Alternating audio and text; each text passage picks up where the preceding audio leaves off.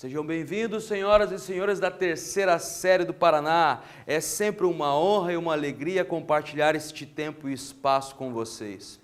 Eu sou o professor Antônio e enquanto você se acomoda e se prepara para a nossa aula de língua portuguesa, vamos aos 2 recados protocolares. Primeiro, se você está acompanhando a aula pela TV aberta, vem tranquilo, tome nota. Essas anotações vão te ajudar na resolução das atividades que você pega periodicamente na escola, ok?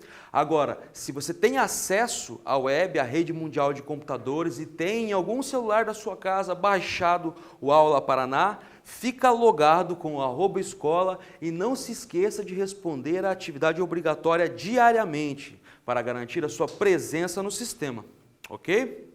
Vamos lá, o que vamos estudar hoje? Vamos ler e analisar o conto O Primeiro Beijo, de Clarice Lispector, reconhecendo os elementos que compõem a narrativa e identificando efeitos de ironia no texto. 2. Estabelecer relações lógico-discursivas marcado por pronomes do texto. Finalmente, 3. Identificar efeitos de ironia, reconhecendo o efeito de sentido decorrente da escolha de uma palavra e da exploração de recursos morfossintáticos. A nossa aula se organiza então em 3 movimentos. Vamos juntos. À esquerda vocês veem uma fotografia linda, icônica, né? Observem os traços angulosos, os olhos felinos. Era uma mulher linda, né? Além de escritora, um clássico do modernismo brasileiro, ela foi advogada, jornalista, ensaísta, romancista e contista, né? Nasceu em 1920 e faleceu ainda muito cedo, em 1977. Observem que ela pega o período mais crítico do século XX, a Segunda Guerra Mundial. Então vamos começar com esse texto que eu tirei de um livro chamado Felicidade Clandestina, publicado originalmente em 71. Chama-se O Primeiro Beijo. Observe que este tema é corrente e convém ao momento, não? Vamos lá. Os 2 mais murmuravam que conversavam. Havia pouco, iniciara-se o namoro e ambos andavam tontos. Era o amor. Amor com o que vem junto, ciúme. Está bem, acredito que sou a sua primeira namorada. Fico feliz com isso. Mas me diga a verdade, só a verdade. Você nunca beijou uma mulher antes de me beijar? Ele foi simples. Sim, já beijei antes uma mulher. Quem era ela? Perguntou com dor. Ele tentou contar toscamente, não sabia como dizer. Então, o primeiro quiz para inaugurar nossa aula, jogo rápido. Considere o fragmento em destaque e assinale a opção que melhor define o narrador do conto.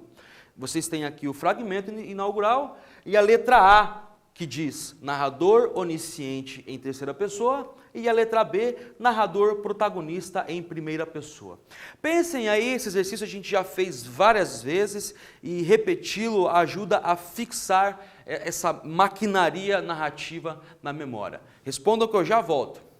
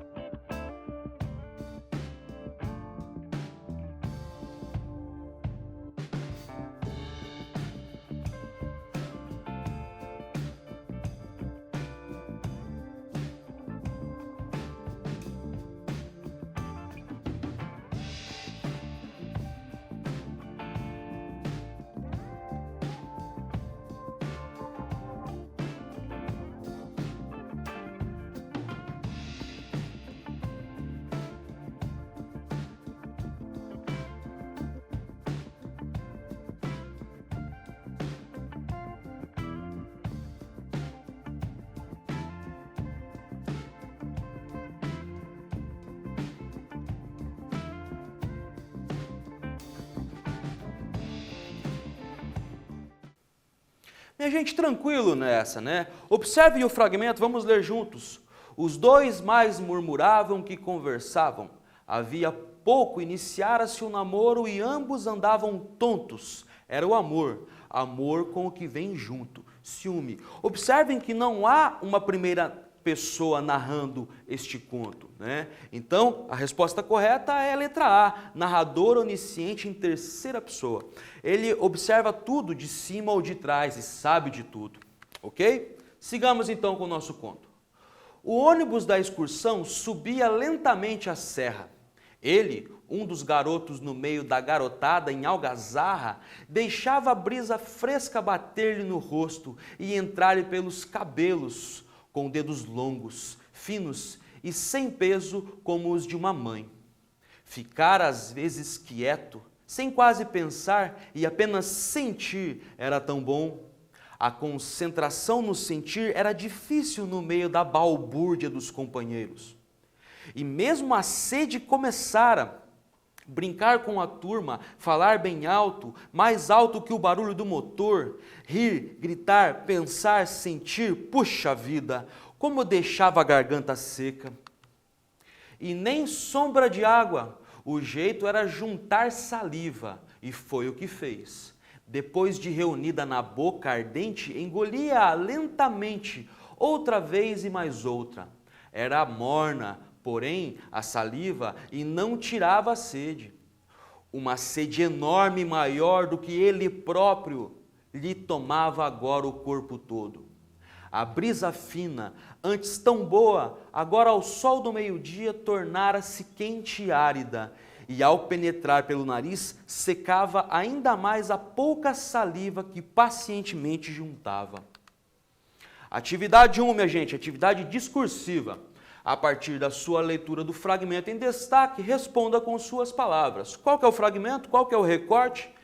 E nem sombra de água, o jeito era juntar saliva, e foi o que fez. Depois de reunida na boca ardente, engolia-a lentamente, outra vez e mais outra. Qual discurso predomina nesta passagem?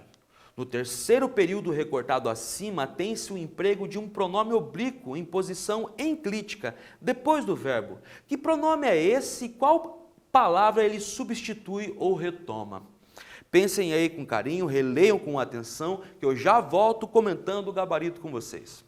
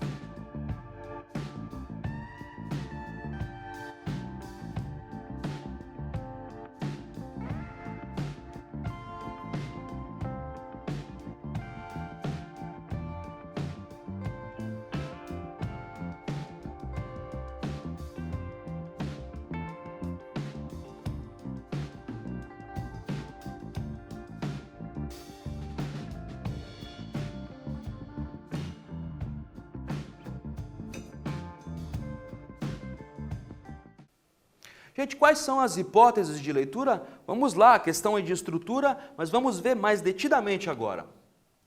O discurso indireto do narrador onisciente. No terceiro período, temos o emprego oblíquo do pronome átono, a, junto ao verbo engolir. Ele está em posição enclítica, ou seja, o pronome está depois do verbo.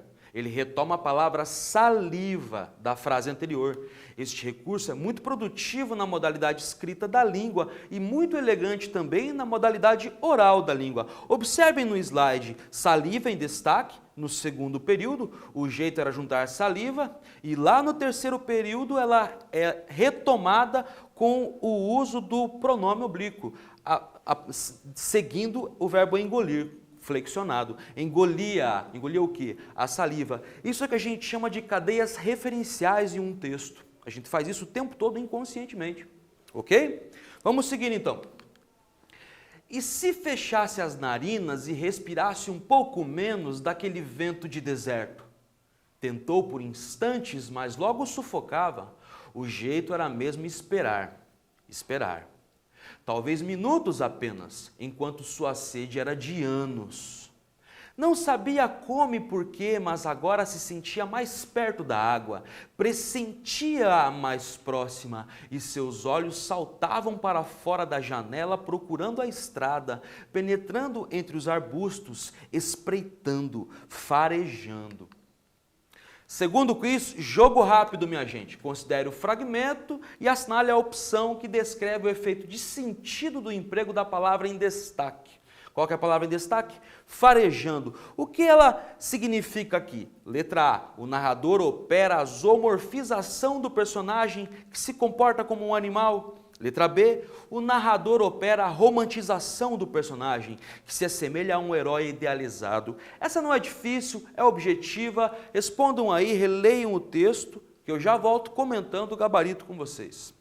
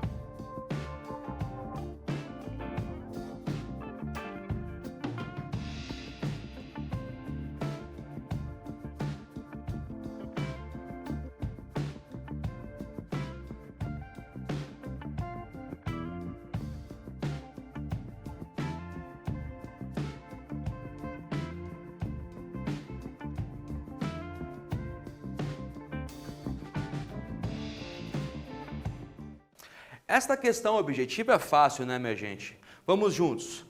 Não sabia como e porquê, mas agora se sentia mais perto da água, pressentia-a mais próxima, e seus olhos saltavam para fora da janela, procurando a estrada, penetrando entre os arbustos, espreitando, farejando. Qual que é a resposta correta? Letra A. O narrador opera a zoomorfização do personagem, que se comporta como um animal. Zoomorfização é tratar como se fosse um animal. É a animalização, literalmente, né? Além de farejando, nós temos uma sequência de palavras que operam essa construção da personagem. Entre os arbustos, num ambiente rupestre, selvagem, silvestre, espreitando como quem caça e finalmente farejando. Ok? Então sigamos. O instinto animal dentro dele não errara. Na curva inesperada da estrada, entre arbustos estava o chafariz de onde brotava num filete a água sonhada. O ônibus parou, todos estavam com sede, mas ele conseguiu ser o primeiro a chegar ao chafariz de pedra antes de todos. De olhos fechados, entreabriu os lábios e colou-os ferozmente ao orifício de onde jorrava a água. O primeiro gole fresco desceu, escorrendo pelo peito até a barriga. Era a vida voltando, e com esta encharcou todo o seu interior arenoso até se saciar. agora podia abrir os olhos. Atividade 2, minha gente, vamos junto. A partir da sua leitura do fragmento em destaque, responda. Eu vou ler com vocês o fragmento já. De olhos fechados, entreabriu os lábios e colou-os ferozmente ao orifício de onde jorrava água. O primeiro gole fresco desceu, escorrendo pelo peito até a barriga. Era a vida voltando, e com esta encharcou todo o seu interior, arenoso até se saciar. Eu estou relendo com vocês porque o texto literário exige sempre releitura, é um esforço interpretativo, ok? Qual que é o comando então? Nesse trecho, o narrador emprega um pronome que retoma uma outra palavra e aproxima duas ideias. Qual é o pronome e quais são as ideias sobrepostas? Pensem aí, releiam pela terceira vez o enunciado, o fragmento, o recorte. Esse exercício é importante para que você consiga construir uma resposta discursiva coerente com o comando. Eu já volto comentando com vocês.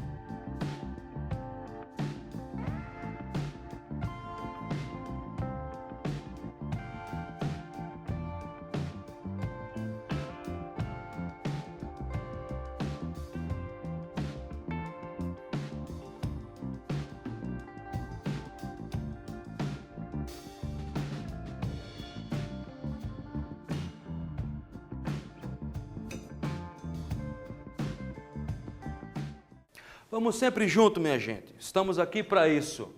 A partir da sua leitura do fragmento, em destaque, responda. Está aí o fragmento, né? E o comando dizia, neste trecho, o narrador emprega um pronome que retoma uma outra palavra e aproxima duas ideias.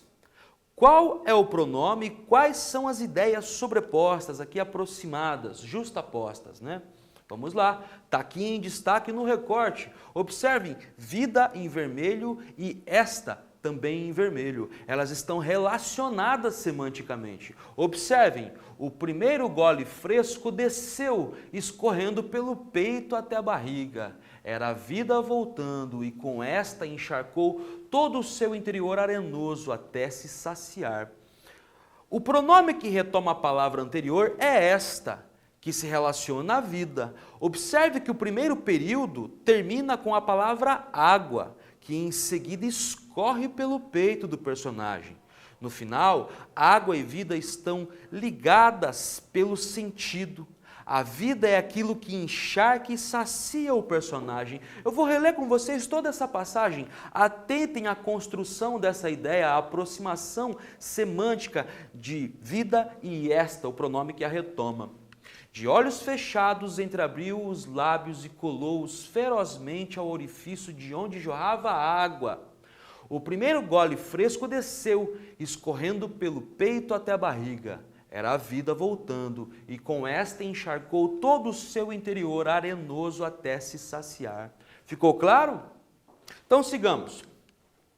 Abriu-os e viu bem junto de sua cara 2 olhos de estátua, fitando-o, e viu que era a estátua de uma mulher, e que era da boca da mulher que saía a água. Lembrou-se de que realmente ao primeiro gole sentira nos lábios um contato gélido, mais frio do que a água. E soube então que havia colado sua boca na boca da estátua da mulher de pedra. A vida havia jorrado dessa boca, de uma boca para a outra. Atividade 3. A partir da sua leitura do fragmento, em destaque, responda.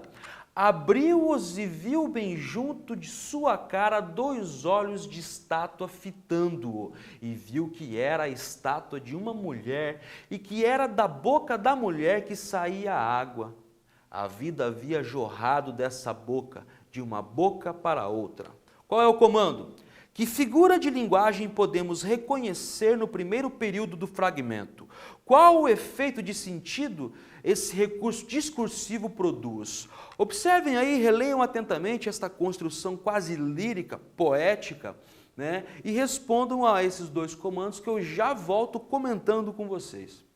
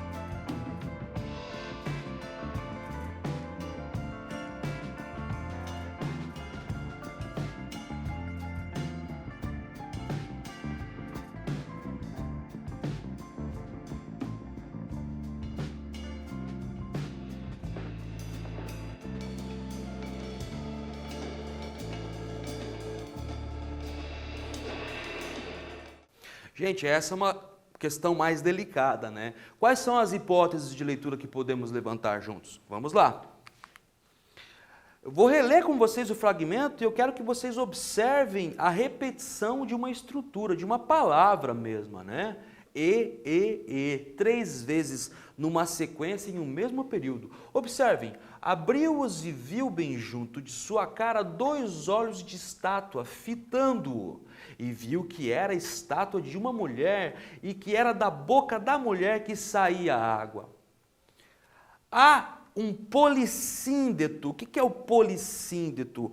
Poli, como vocês já sabem, muitos, síndeto é uma espécie de amarração, de conexão, de conectivo, uma espécie de conjunção, né? Então são muitas conjunções, uma repetição de um conectivo que liga uma oração à outra, neste caso, e. A conjunção aditiva e acumula uma série de descobertas. O efeito do acúmulo se condensa com a completa metamorfose da água em vida.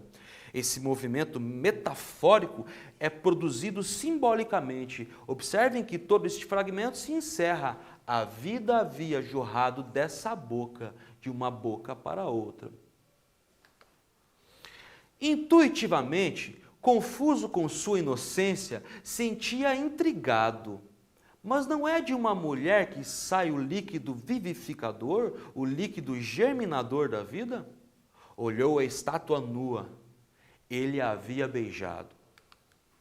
Sofreu um tremor que não se via por fora e que se iniciou bem dentro dele e tomou-lhe o corpo todo, estourando pelo rosto em brasa viva. Deu um passo para trás ou para frente, nem sabia mais o que fazia. Perturbado, atônito, percebeu que uma parte do seu corpo, sempre antes relaxada, estava agora com uma tensão agressiva, e isso nunca lhe havia acontecido. Estava de pé, docemente agressivo, sozinho no meio dos outros, de coração batendo fundo, espaçado, sentindo o mundo se transformar. A vida era inteiramente nova, era outra, descoberta com sobressalto, perplexo num equilíbrio frágil, até que, vinda da profundeza do seu ser, jorrou de uma fonte oculta nele a verdade, que logo o encheu de susto e logo também de um orgulho antes jamais sentido. Ele se tornara homem. Antes de entrar nessa questão, observem que é uma figura feminina, acho que a mais imponente e espantosa da literatura brasileira, falando sobre o homem, é um olhar, finalmente, feminino sobre o homem. E qual é o nosso comando? A partir da sua leitura do trecho em destaque, responda: intuitivamente, confuso na sua inocência, sentia intrigado, mas não é de uma mulher que sai o líquido vivificador, o líquido germinador da vida? Olhou a estátua nua, ele a havia beijado. Entre estes 2 parágrafos há uma relação de retomada, uma referenciação. Como um parágrafo retoma o outro, como o uso de qual palavra? Qual a posição dessa palavra no arranjo sintático da frase? Qual o efeito de sentido produzido por esta retomada? Observem que é uma sequência de questões, agora sim, muito mais exigentes. Vocês estão entrando num nível mais profundo de interpretação, de hermenêutica. Então, releiam com atenção, respondam aí, que eu já volto comentando com vocês.